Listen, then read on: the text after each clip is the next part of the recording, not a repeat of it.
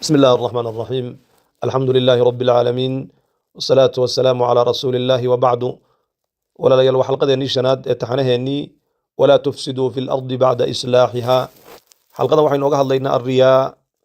سببتا نوغا هدليننا الرياء هرتا واستوتسكا وعمل كان إلهي آدو قد دوانيسو إنا داد كلا تستوي محادو تسيسا ما أجر بيكاسينيان هذا العمل كايسكا دي سميه يكون عقابي كران wax ay dadku ku tarayaan male, laakiin camalku inuu khaalisan lillahi tabaaraka wa tacaala uu yahay baa loo baahan yahay.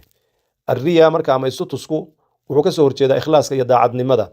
Maxaynu uga hadlaynaa ibn aadan waxaa loo abuuray licibaadati illaahi waxda, ilaahay inuu u cibaadaysto. Cibaadadii marka waxa fasahaadinayana dhulkii ayuu fasahaadinayaa. Adiga haddii aad fasahaado, adigana qof lunsan baad noqonaysaa, qof khariban baad noqonaysaa. الرياء عبادة تصلح الظاهرة وتفسد الباطنة، وعباده موقال كهجاتشنيسة لكن جدها هي باطن كفسهادنيسة. إلهنا سبحانه وتعالى وانا الله يري سبحانه فويل للمصلين الذين هم عن صلاتهم ساهون الذين هم يراءون. أيضا إلهي وحنا نقول شيء كوتو كنية لكن نار تقلية وما حي سمايان ويبتو كنيانه الذين هم يراءون ضدك أي استسيان. halka marka waxaad ka garanaysaa dad badan oo camal sameynaya oo cibaado la imanaya haddana cibaadadoodii ay baatil noqonayso. nabigana wuxuu yiri salawaatu rabbi wa salaamuhu alayhi akhwafu ma akhafu alaykum ash-shirku al-asghar, waxaan idinkugu cabsi badanahay waa shirkiga yar weeye. qaaluu wama ash-shirku al-asghar, shirkiga yari ama qarsooni muxuu yahay ya rasuul allah? qaala ar-riyaa, waa istutuska ismaqashiinta ha lagaa arka weeye. imaamka la yiraahdo fudayl ibn ciyaadna wuxuu leeyahay rahimahullah ترك العمل لأجل الناس رياء، والعمل لأجل الناس شرك، والإخلاص أن يعافيك الله منهما. عملك يطاعد الرب ودد دراد الله قتغو واستطس إن دد دراد الله سمينا والشرك يقال لمبا لكن والشرك أصغر كها، والإخلاص أن يعافيك الله منهما. داعد نمدنا وإن لبض بإلهي كعافية الله نقع عافية. مركدت بدن باعود الكاسل الليته أو كورانيا salaadii iyo taacadii iyo sadaqadii iyo qurubaadkii aan la imanayay waa la igu arkayaa, marka waa iska daynayaa. dadna waxay u sameynayaan hal laga arko ayay u sameynayaan. labadaba waa khalad. daacadnimada iyo ikhlaaskuna waxa weeye inaadan dadkana wada waxba ka soo qaadin, dad daraadoodna aadan waxba u sameynin. walaalayaal, arriyaa taacada ilaahay bay fasahadisaa, waana cudur qarsoon oo qalbiga iyo niyada gala. sida suntuba ay jirka u gasho, suntu sida ay jirka ugu dusto ayuu maaragtay istutuskana qalbiga ugu dusaa. qofkii si wanaagsan buu u tukanayaa, qiyaam wanaagsan buu la imanayaa, quraan akhriskii buu hagaajinayaa, cod quruxsan iyo tajwiid iyo khushuuc iyo maaragtay tadabbur buu ku akhrinayaa quraankii. laakiin niyadiisu markay fasahaado, aslul camal baa fasahaaday. camalkan isaga ah meesha uu ka soo bilowdo ee uu ka guntamo waa niyada. inama alacmaalu binniyaat. niyadii marka haddii ay fasahaado, camalkii waa fasahaadaya. rabbigeen wuxuu yidhi subxaanah wamaa umiruu ilaa liyacbudu allaha mukhlisiina lahu ddiin. dadka lama amrin inay ilaahay caabudaan ma ogiye iyagoo cibaadada u baraxtiraya. wuxuu xadiisulqudsi rabbigeen ku yidhi ana agna shurakaa'i can ashirk man camila camalan ashraka fiihi macii gayrii taraktuhu wa shirkah. cid wax lala wadaajiye cidda u hodonsan baan ahay buu alla leeyahay. qofkii camal sameeya oo camalkaa cid kale ila wadaajiya, isaga iyo ciddii uu ila wadaajiyeyba waa isla tuuraa. xadiidkan imaam muslim baa soo saaray. istutuska marka walaalayaal ma aha inuu ajirkii dhimayo oo keliya, bal camalkii buu burinayaa. qofkiina wuxuu ka dhigayaa inuu jirkana ka daalay, waxa weeye niyadiisii iyo qalbigiisiina ay khasaareen ayuu noqonayaa. soon baynu ku jirnaa hadda, allah inaga aqbale. marka badanaa cid sooman oo soonkaasi aanan ka kororsanaynin siduu nabigu sheegay gaajo iyo oon ma ogiye. badanaa cid taagan oo alla subxaanahu wa tacaala u taagan oo qiyaamkii la imanaysa, oo qiyaamkaasna maaragtay daal ma ogiye wax kale aan ka kororsanaynin. maxay dadkaasi waayeen uu nabigu noo sheegayo? waxay waayeen aslul camal oo niyadii ah. ilaahay subxaanahu wa tacaala inaad waxan daraaddii oola jeedo. walaalayaal, maxaana laga rabaa marka? daawadu waa maxay?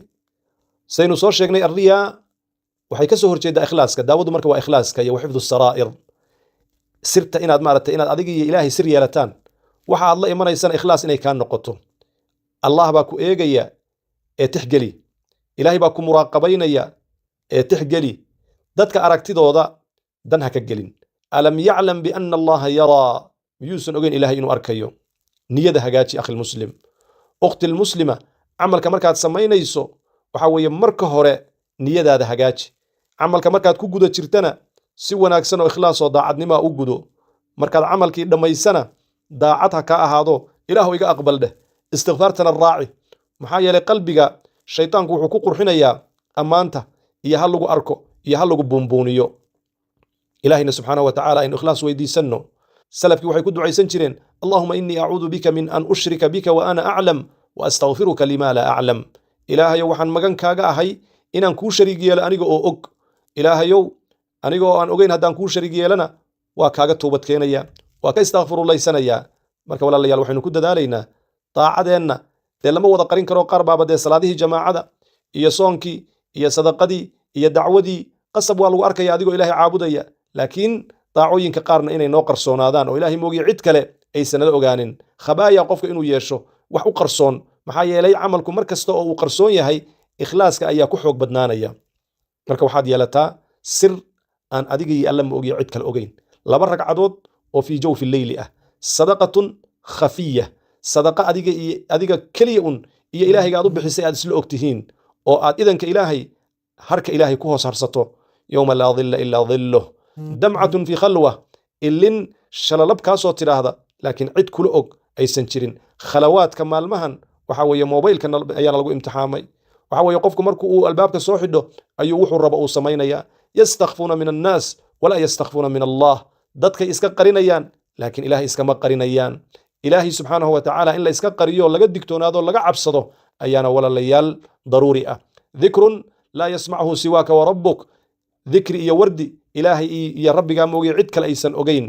sirtu runta ayay u dhowdahay waman aslaxa baatinahu aslaxa allahu daahirah ninkii qalbigiisa iyo baatinkiisa hagaajiya oo nadiifiya ilaahay baa muuqaalkiisa iyo oogadiisa u hagaajiya waman talaba wajha allah kafaahu allahu wujuha annaas ilaahay wejigiisa iyo dartii ninkii u qasta ilaahay baa ka kaafiya wujuha annaas gabagabadii walaalayaal waxa weeye alriyaa laysa an turaa istutusku adiga oo camal ku jira in lagu arka ma aha bal an tacmala liyuraa minka waa inaad camalkan u samayso ha lagaa arko qalbigaada hagaaji intaadan camalkaada aadan toosinin oo aadan ku khushuucin horta marka hore qalbigaada hagaaji niyadaada hagaaji qabla alcibaada maxaa yeelay camalku niyadu ku qotamaa inama alacmaalu binniyaat allahu tabaaraka wa tacaala laa yanduru ilaa suwari alacmaal sujuudan iyo rukuucdan iyo muuqaalka kore iyo oogada camalka ilaahay ma eegayo laakiin niyada ayuu eegayaa yanduru ila alquluubi alatii akhlasat lahu waxdah qalbigan saafiga ah ee isaga daraaddii wax u samaynaysa ayuu alla eegayaa subxaanahu wa tacaala marka istutuska iyo ismaqashiintu walaalayaal وآفة من الآفات عمل كيف سهادنيسا أين كفغانو اللهم طهر قلوبنا من النفاق وأعمالنا من الرياء وألسنتنا من الكذب وأعيننا من الخيانة وصل اللهم على نبينا محمد وعلى آله وصحبه وسلم تسليما كثيرا.